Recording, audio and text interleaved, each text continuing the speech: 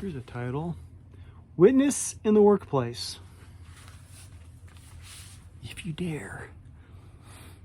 Inspired out of 1 Peter 2, if you suffer for doing good and you endure it, this is commendable before God.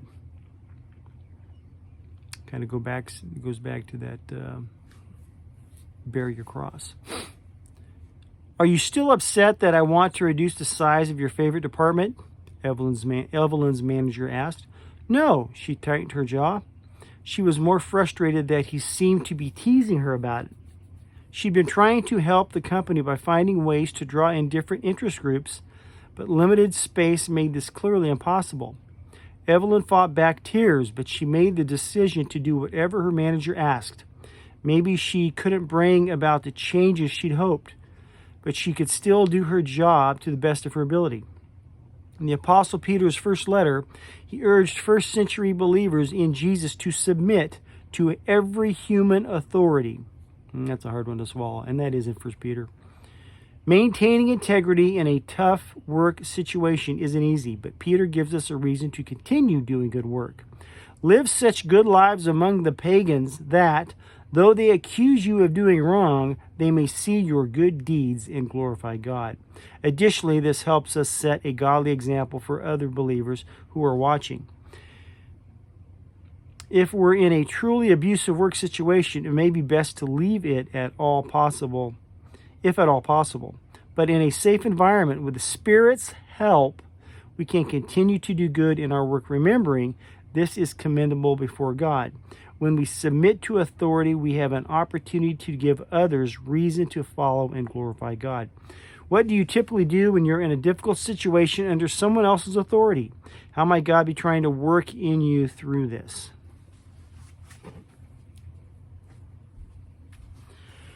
Heavenly Father, help me to continue to honor you in my response to those in authority, despite the difficult situations I may face. Help me to live each day in a way that glorifies you.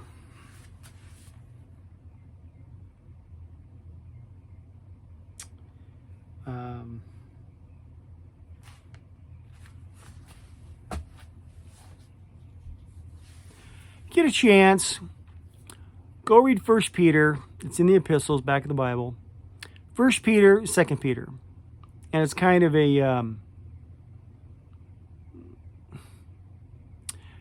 go and read 1 Peter and 2 Peter and see if it brings you any conflict, makes you feel like you might be doing something that Peter is telling you or not you should not do. Or you should carry yourself like this, but you might be carrying yourself like this.